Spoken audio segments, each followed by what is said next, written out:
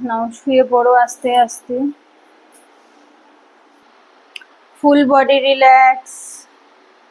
হাতের তালু আকাশের দিকে, পায়ের পাতা স্ট্রেট। চুল বাঁধা থাকলে খুলে নেবে। খুব ধীরে ধীরে নিঃশ্বাস নাও, নিঃশ্বাস ছাড়ো।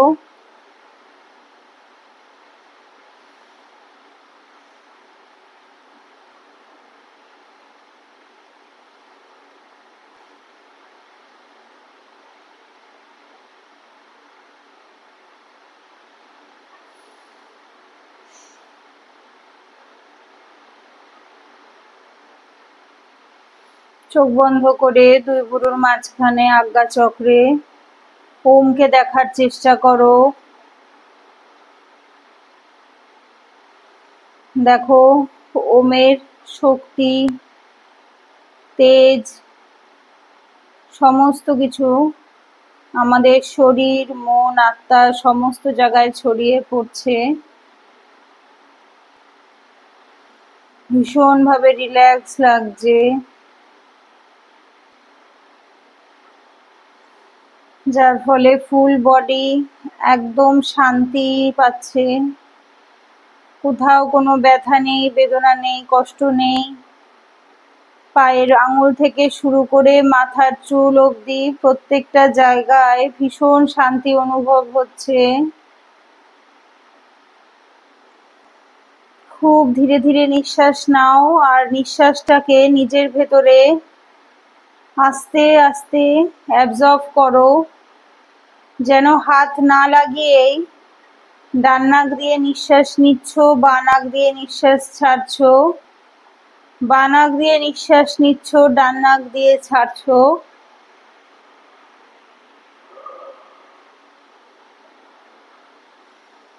ডান নাক দিয়ে নাও, বাঁ নাক দিয়ে ছাড়ো।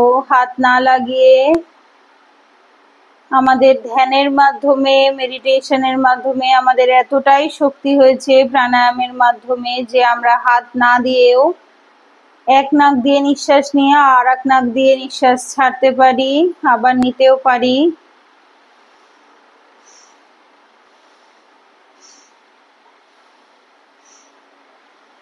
নিঃশ্বাসের ওপর কনসেন্ট্রেট করো। চোখ বন্ধ করে দেখো বাঁ নাক দিয়ে নিঃশ্বাস উঠছে, আবার ডান নাক দিয়ে টক্সিক কার্বন ডাই অক্সাইড বেরিয়ে যাচ্ছে। আবার বাঁ নাক দিয়ে অক্সিজেন উঠছে, ডান নাক দিয়ে কার্বন ডাই অক্সাইড বেরিয়ে যাচ্ছে।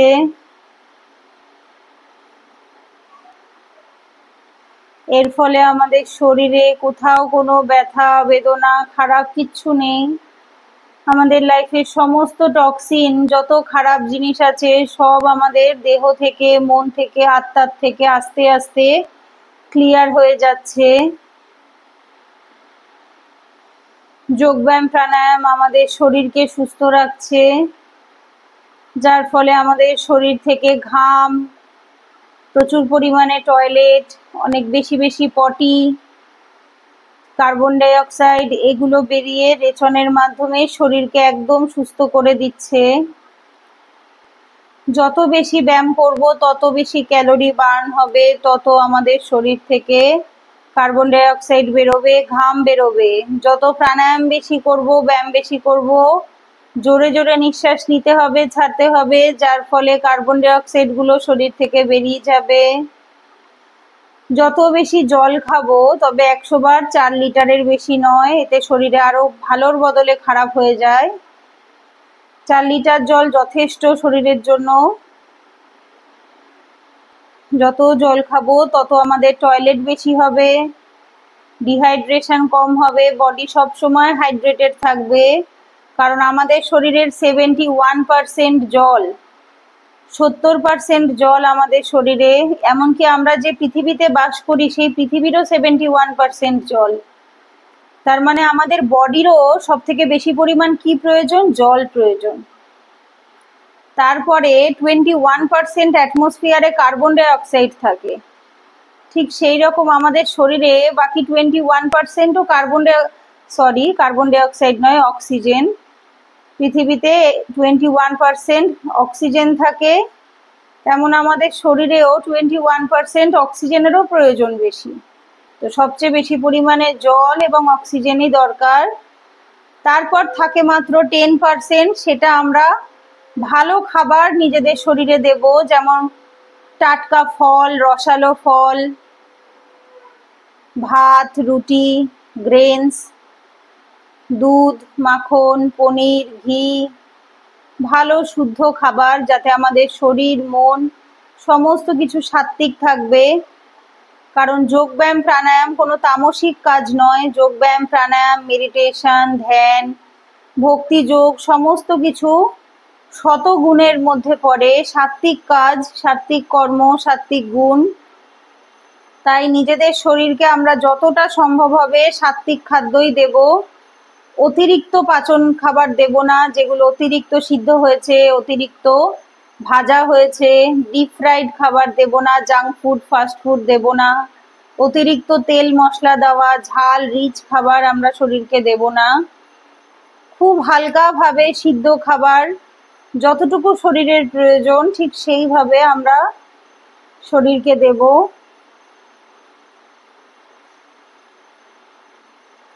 খুব ধীরে ধীরে নিঃশ্বাস নাও, নিঃশ্বাস ছাড়ো।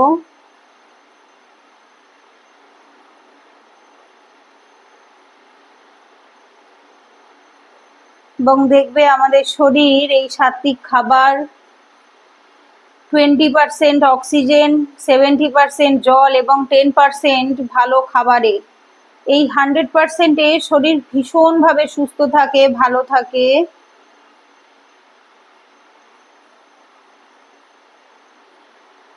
আমাদের শরীরে কোথাও কোনো রোগ ব্যাধি কষ্ট কিচ্ছুটি থাকবে না, যার ফলে আমাদের মনেও কোনো দুঃখ থাকবে না। কারণ একটা সুস্থ দেহই পারে একটা সুস্থ মনকে ভালো রাখতে। শরীরে রোগ থাকলে আমরা কখনোই কোনো কাজে মন বসাতে পারি না। তাই আমাদের শরীরকে সুস্থ রাখতে হবে। এবং গুড ফুড, গুড মুড, ভালো খাবার মনকেও ভালো করে দেয়। তবে 100 বার ভালো খাবারটা এরকম হবে যেন জিভের টেস্টের জন্য নয়। জিভের টেস্টের জন্য যত খারাপ খাবার আছে সেইগুলোই আমাদের ভালো বলে মনে হয়। যেটা আমাদের শরীরের জন্য ভালো, সেটা যতই খেতে খারাপ হোক না কেন, কিন্তু আমাদের খেতে হবে। ঠিক যেমন উচ্ছে শরীরের জন্য উপকারী, কিন্তু খেতে ভালো নয়। কিন্তু ওদিকে কোল্ড ড্রিঙ্কস, চিপস, চিনি, রসগোল্লা এগুলো শরীরের জন্য খেতে টেস্টি হলেও শরীরের জন্য ভালো নয়। ঠিক সেই রকম আমাদের জীবনটাও তাই। এই আধ্যাত্মিকতা আমাদের ঠিক এটাই শেখায় যে পৃথিবীতে, ইউনিভার্সে আমরা যা দেখতে পাচ্ছি সমস্তটা একদম সেম আমাদের জীবনের সাথে। আবার আমাদের জীবনে আমরা যা খাবারের ক্ষেত্রে দেখতে পাচ্ছি, শরীরের ক্ষেত্রে দেখতে পাচ্ছি, ঠিক সেরকম আমাদের মনের ক্ষেত্রেও। হয়তো কোনো কোনো সময় কিছু কিছু মানুষের খারাপ ব্যবহার, খারাপ কথা আমাদের খুব দুঃখ দেয়, কিন্তু তা আসলে আমাদেরই ভালো করে, সেটা আমরা বুঝি না। আমরা যত কষ্ট পাবো, যত দুঃখ পাবো, তত আমাদের প্রারব্ধ ক্লিয়ার হবে, তত আমাদের পূর্বকৃত কর্ম, পূর্বজন্মের খারাপ কর্মের যে ফল, সেগুলো আস্তে আস্তে পরিষ্কার হবে। কিন্তু আমরা সেটা বুঝি না। আমরা দুঃখ পেয়ে যাই, আমরা ভাবি ওই লোকটি আমায় কষ্ট দিল, আমার কাছের মানুষ আমায় ছেড়ে চলে গেল, সে আমায় দুঃখ দিল। কিন্তু আমরা এটা কখনো ভাবি না যে ভাগ্যিস আমি দুঃখটা পেলাম, আমার একটু তো প্রারব্ধ কমলো। যবের থেকে আমরা ঠিক এইভাবে ভাবতে শিখবো, তবের থেকে দেখবো আমাদের জীবনে আর কোনো দুঃখ নেই। কারণ আলটিমেট গোল এই পৃথিবীতে বারবার জন্ম নেওয়া, মৃত্যু গ্রহণ করা নয়। আলটিমেট লক্ষ্য জীবনে এই জন্ম মৃত্যু, জরাব্যাধির চক্র, মরণ চক্র থেকে নিজেদেরকে মুক্ত করে ভগবত ধামে, ভগবানের কাছে, ঈশ্বরের কাছে আবার ফেরত যাওয়া। যেখান থেকে এসছিলাম সেখানেই ফেরত যাওয়া। ঈশ্বরকে ভুলে যাওয়ার জন্যই আজকে আমাদের এই দশা। তাকে ভুলে গিয়েছি বলেই আমরা আজকে এই পৃথিবীতে ধরাধামে এসে উপস্থিত হয়েছি। কিন্তু যখন তাকে আবার আমরা জানতে পেরেছি, বুঝতে পেরেছি বা বোঝার চেষ্টা করছি, তখন আমরা এই সমস্ত কিছুর ওপরে ওঠার চেষ্টা করব। এই ছোট ছোট এক্সকিউজ দেওয়াগুলো আমরা বন্ধ করব, যে আজ তো আমার এই, আজ তো আমার সেই, তাই আমি নাম জপ করতে পারিনি, আমায় তো বাবা মা জোর করে আমাকে ননভেজ খাওয়াচ্ছে, সবাই তো আমাকে জোর করে এখানে নিয়ে যাচ্ছে, এটা তো আমি দেখতে চাইছিলাম না, খেতে চাইছিলাম না, আমাকে তো বাইরে বেরোতে হয়। তাই আমাকে বাধ্য হয়ে এটা করতে হচ্ছে। কিন্তু আমাদেরকে সমস্ত কাজের মধ্যে থেকেও ঈশ্বরকে স্মরণ করার, নিয়ম মাফিক জীবন চালাবার যতটা সম্ভব হয় আমাদেরকে চেষ্টা করতে হবে, এবং সেই চেষ্টাই আমাদেরকে এই জরা ব্যাধির মরণ থেকে, এই চক্র থেকে মুক্তি দিতে পারে। এই দেহের মধ্যে নিজেকে লিমিটেড রাখলে চলবে না। আমি এই দেহ নই, আমি এই মনও নই, আমি কেবলমাত্র আত্মা। যে আত্মা পরমাত্মার অংশ। ঠিক যেমন ছেলে মেয়ে খারাপ কাজ করলে বাবা মা তাকে ত্যায্য পুত্র করে বাড়ির থেকে তাড়িয়ে দেয়, আবার ভালো কাজ করলে বাড়িতে ডেকে ফেরতও নিয়ে নেয়, ঠিক সেরকমই আমরাও পরমাত্মার সাথে একসাথেই ওতপ্রোতভাবে ছিলাম। কিন্তু আমাদের মনে লোভ, কাম, ক্রোধ, এই তিনটে নরকের দ্বার উদয় হয়েছে। তখন আমাদের মনে হয়েছে কই দেখি তো একটু ভোগ কেমন হয়, এনজয়মেন্ট কেমন হয়, কিভাবে ভোগ করতে হয়, কিভাবে ভালোটা খেতে হয়, কিভাবে কামুক হতে হয়, কিভাবে ঈর্ষা করতে হয়, হিংসা করতে হয়। এইগুলো যখন আমাদের মনে আস্তে আস্তে বাসা বেঁধেছে, তখন ঈশ্বর আমাদেরকে বলেছেন যা, চলে যা, গিয়ে দেখে আয় কেমন লাগে। এবং সেই 84 লক্ষ জনি ঘুরে ঘুরে ঘুরে ঘুরে আমরা যখন ক্লান্ত পরিশ্রান্ত, ঠিক সেই সময় আমরা মানব জন্ম পাচ্ছি। এবং সেই মানব জন্মে যদি আমরা ঈশ্বরকে স্মরণ করতে না পারি, তাহলে সেই ব্যর্থ সেই মানব জন্ম। যদি আবার আমরা ঈশ্বরের কাছে ফেরত যেতে না পারি, ভগবত ধামে ফেরত যেতে না পারি, তাহলে সে ব্যর্থ এ জন্ম। তাই আমাদেরকে ঈশ্বরের কাছে ফেরত যেতে হবে। এখানে বারবার জন্ম মৃত্যু, ভালো খাওয়া, ভালো পড়া, এক্সকিউজ দেওয়া, আজ এটা করা কাল সেটা করা, কিন্তু নাম জপ আর করি না, ঈশ্বরের সেবা করি না, ভগবানের সেবা, মানুষের সেবা আর করি না। সেরকম করতে থাকলে প্রারব্ধ পরিষ্কার হবে না, আর আমাদের ফেরতও যাওয়া হবে না। বডির থেকে যেমন টক্সিন গুলোকে বার করতে হয় যোগব্যায়াম প্রাণায়ামের মাধ্যমে, ঠিক সেইভাবে মনের কালিমাকেও বার করতে হয়। মনের কালিমা যায় যখন আমরা লোভহীন, কামহীন, ক্রোধহীন, ঈর্ষাহীন হই। তখন মনের মধ্যে লোভ, কাম, ক্রোধ রাখলে কোনোদিনও আমাদের মন শুদ্ধ সাত্ত্বিক হবে না। তো আমাদের খাদ্যাভ্যাস আমাদের মানসিক স্থিতির কারণ, এবং আমাদের মানসিক স্থিতি আমাদের কর্মের কারণ। এবং আমরা যেরকম কর্ম করি সেইভাবে আমাদের পাপ পুণ্যের ফল ভোগ করতে হয় আমাদের আত্মাকে, যাকে আমরা নতুন এখন ইংলিশে বলি কার্মিক অ্যাকাউন্ট। আমরা বলে থাকি ল অফ অ্যাট্রাকশনে কার্মিক অ্যাকাউন্ট ক্লিয়ার করতে হয়। কার্মিক অ্যাকাউন্ট যদি ক্লিয়ার না থাকে, যেটাকে আমরা সংস্কৃতে বলি প্রারব্ধ, আমার ব্যালেন্স যদি ক্লিয়ার না হয়, প্লাস মাইনাস করে যদি আমার জিরো না আসে, তাহলে আমার নতুন করে কিচ্ছু অ্যাড হবে না। আমি -40, -50-তে দাঁড়িয়ে আছি, আমায় পৌঁছতে হবে 100-এ। তো আগে তো আমি -50 থেকে 0-তে আসবো। তো এইভাবে আমাকে প্রারব্ধ বা কার্মিক অ্যাকাউন্টকে ক্লিয়ার করতে হবে নিজের শুদ্ধ কর্মের দ্বারা, শুদ্ধ ব্যবহারের দ্বারা, শুদ্ধ বাক্যের দ্বারা। তো আমরা প্রত্যেকে চেষ্টা করব, যোগব্যায়াম প্রাণায়াম আমরা করছি শরীরকে সুস্থ রাখার জন্য, শুধুমাত্র তাই নয়, আমরা মনকে সংযম করব, আমরা আত্মার কর্মকে শুদ্ধ করব, এবং আমরা দৃষ্টিভঙ্গি বদলাবো। যখন আমাদের জীবনে দুঃখ কষ্ট আসছে, শারীরিক হোক মানসিক হোক, আমরা তখন এটাই ভাববো, এইভাবে আমি আমার প্রারব্ধকে পরিষ্কার করছি, ঈশ্বরের কাছে এগিয়ে যাওয়ার এক ধাপ এগিয়ে গেলাম। নিজেকে আয়নার দিকে তাকিয়ে কংগ্রাচুলেট করব, কংগ্রাচুলেশনস, আজকের দিনের জন্য আমি সাকসেসফুল। কেন? আমার একটা দুঃখ পেতে হয়েছে আজকে, এবং সেই দুঃখে আমার কিছুটা হলেও প্রারব্ধ কমেছে, এবং তার সাথে আমি ঈশ্বরের নাম জপ করেছি, আমার আগের একটা নেগেটিভ চলে গেছে, আর নতুন কিছু পজিটিভ অ্যাড হয়েছে। তো আমি দুধাপ এগিয়ে গেলাম। এইভাবে প্রত্যেক দিন আমরা নিজেদেরকে বোঝাবো, তাহলে দেখবো আমাদের জীবনে যত দুঃখ কষ্ট আছে সমস্ত কিছু আস্তে আস্তে চলে যাচ্ছে। তখন দুঃখ আসলেও দুঃখ বলে মনে হবে না। এবং সব সময় আমরা ভগবানকে থ্যাংক ইউ জানাবো, গ্র্যাটিটিউড জানাবো যে তিনি আমাদের এই সুযোগটা করে দিয়েছেন, যে আমরা এটা বুঝতে শিখেছি, জানতে শিখেছি। কারণ এই জানাটা, এটাই আমাদের দেশের, আমাদের পৃথিবীর প্রায় 90% মানুষই জানে না।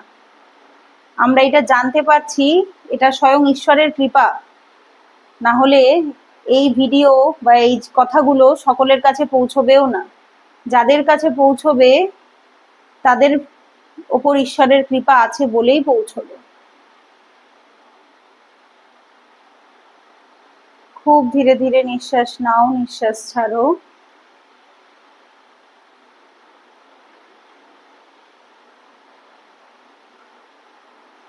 প্রত্যেকটা বলা কথা নিজের ভেতরে অ্যাবজর্ব করো, আত্মস্থ করো।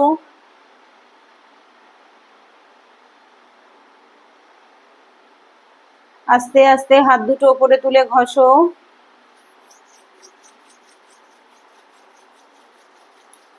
এবার গরম হাতটা 2 চোখে মুখে লাগাও।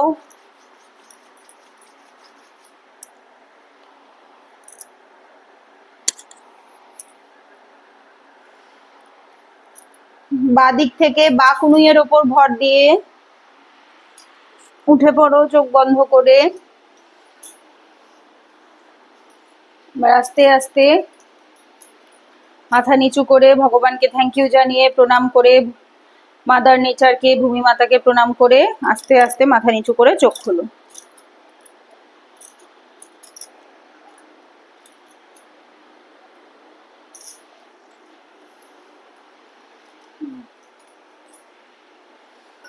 করেছো? সাউন্ড ঠিক ছিল?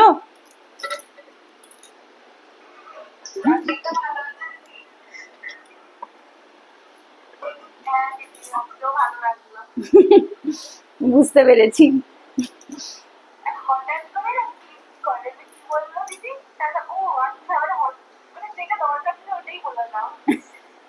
যেটা দরকার থাকে সেটাই বলে দিই।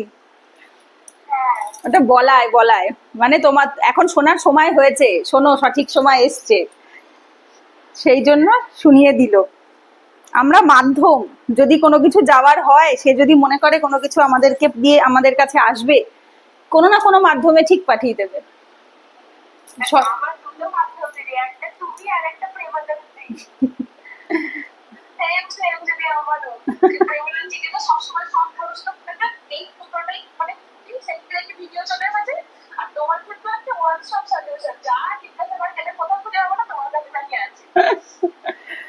ওয়ান স্টপ সলিউশন নাকি?